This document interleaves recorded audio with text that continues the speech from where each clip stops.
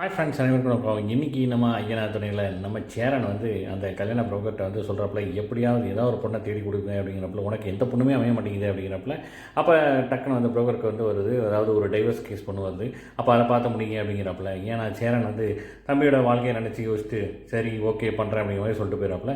இங்கிட்டு சோழன் வந்து தீபாவளி வருது, தீபாவளிக்கு வந்து கிராண்டாக பண்ணணும், நம்ம நிலாவுக்கு வந்து அவங்க வீட்டில் இப்போ இருந்த மாதிரியே இருக்கணும், அதுக்கு வீட்லேயே வந்து பலகாரம்லாம் சொல்லணும் அப்படின்னு சொல்லி நான் பண்ணிடலாம். ஆனால் சேரன் சொல்கிறப்ப எனக்கு அதெல்லாம் பண்ண தெரியாது அப்படிங்கிறப்பல, இந்த பக்கம் பார்த்திங்கன்னா நம்ம பாண்டியனை, அதுக்கப்புறம் பல்லவன் எல்லாம், அப்புறம் அவங்க ஐயன் அப்பா நடேசந்தர் எல்லாம் வந்து வீட்டு போடுறதுக்கு வந்து நின்றுட்டுருக்கேன். நிலாவும் வர்றப்பல சோழனை கூப்பிட்டு வாங்க வெடி போடலாம் அப்படின்னு சொல்லிட்டு வெளியே விட போகிறாங்க.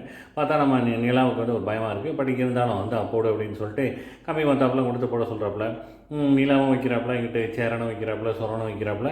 ஸோ சேரன் வந்து பயந்துட்டு வைக்கிறாப்புல. பார்த்தா அதுக்கப்புறம் வந்துட்டு நம்ம சோழனும் நிலாவும் சேர்ந்தே வைக்க எல்லாருக்குமே வந்து ஒரு ஆனந்தம் தான். அதுக்கடுத்து நம்ம சேரனோட அத்தை பொண்ணு வர்றாப்புல. அவங்களும் வந்தோடனே அவங்களும் கலந்துக்கிறோடனே எல்லோரும் வந்து ஜாலியாக தீபாவளி செலிப்ரேட் பண்ணுறாங்க. மறுநாள் வெடிலாம் வெடிச்சு. இந்த பக்கம் பார்த்திங்கன்னா நம்ம பாண்டியன் வந்துட்டு நம்ம வானதிக்காக வந்து சுட்டியார் வாங்கிட்டு வந்து கொடுக்குறாப்புல, ப்ளஸ் லட்டுவும் வாங்கிட்டு வந்து கொடுக்குறாப்புல. இதெல்லாம் பார்த்து புரிஞ்சு போயிடறாங்க நம்ம வானதி. பிடிச்சிருக்கான், நீங்கள் என்ன கொடுத்தாலும் பிடிச்சிருக்கு, நீங்கள் வெறுமனே ஹாப்பி தீபாவளி சொல்லியிருந்தா கூட நான் வந்து ரொம்ப லைக் பண்ணியிருப்பேன் அப்படின்னு வந்து சொல்கிறாப்புல. பார்க்கலாம் அடுத்த வாரம் எப்படி இருக்குன்ட்டு ஒரு விஷயம் மிஸ் பண்ணால் பாருங்கள்.